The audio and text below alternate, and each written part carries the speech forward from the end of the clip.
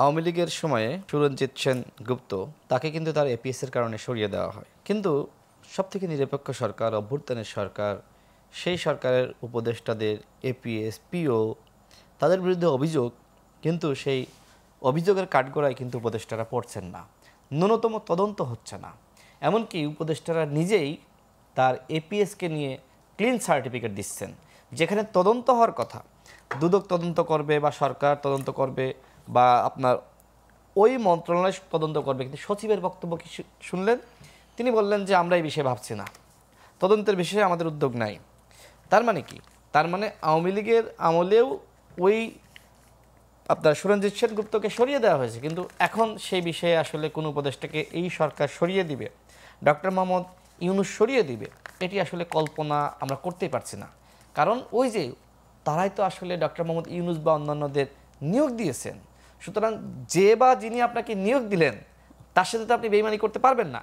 এই জন্য মূলত এপিএসটা যে অন্যায় করেছে, সেই অন্যায়কে আসলে উপদেষ্টার নির্দেশনাই করেছেন, নাকি নিজে নিজ থেকেই ওই অন্যায় করেছেন, সেটি নিয়ে আসলে তদন্ত করার কোনো সুযোগ নাই। তবে এতটুকু বলতে পারি, এখন তদন্ত হোক বা না হোক, আগামীতে যে সরকারই ক্ষমতায় আসুক না কেন, প্রত্যেকটা কাজের কিন্তু তদন্ত হবে। কারণ কি? কারণ অভ্যুত্থানের সরকার মানে সেই সরকারের জবাবদিহিতা থাকবে, স্বচ্ছতা থাকবে, সেই সরকারের আন্তরিকতা থাকবে। কিন্তু আমরা লক্ষ্য করছি যে সরকার আসলে এই 8.5 মাসে কতটুকু সংস্কার করেছে সেটি আমরা জানি না। 8.5 মাসে নাকি এখনও সংস্কার কার্যক্রম শুরু হয়নি। গণহত্যার বিচার নিয়ে আমরা সরকারের তৎপরতা আমরা লক্ষ্য করছি না।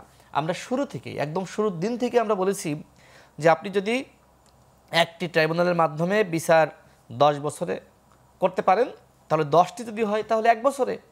এই সরকার ডিসেম্বরের মধ্যে বিচার করতে চায়। আমার স্পষ্ট মনে আছে, আইন উপদেষ্টা নিজেই বলেছিলেন যদি আমরা ডিসেম্বর পর্যন্ত সময় পাই তাহলে আমরা গণহত্যার বিচারটা শেষ করব। এখন আপনারা তো ডিসেম্বর পর্যন্ত সময় পাচ্ছেনই। প্রধান উপদেষ্টা নিজেই বলেছেন যে ইলেকশন হয় ডিসেম্বরে বা জুনে। তো ডিসেম্বরে যদি ইলেকশনটা আপনারা দেন, বিচার করার সময় তো পাচ্ছেন, তৎপরতা নাই তো। এখন কিভাবে আপনি এতগুলো মামলা ডিল করবেন, কিভাবে আপনি রায় দিবেন, কিভাবে হাসিনাকে ফিরিয়ে আনবেন, ওবায়দুল কাদের সহ যে সকল গোয়েঙ্গরা পালিয়ে গেছে ফিরিয়ে আনবেন? আর আপনার কাছে যদি মনে হয় বিচার মানে শুধু রায় দিয়ে দেওয়া, ওই যে আমাদের বন্ধুরা বলছে না যে গণহত্যার বিচার আর রাষ্ট্র সংস্কারের আগে কোনো ইলেকশন নয়, তাহলে তাদের কাছে যেহেতু রায়টা হয়ে যাওয়া মানে গণহত্যা, ঠিক আছে, রায় দিতে কি সময় লাগে? হাসিনা যে অন্যায় করেছে, হাসিনা যে গণহত্যার মাস্টার মাইন্ড, এত তো সুস্পষ্ট রেকর্ড রয়েছে।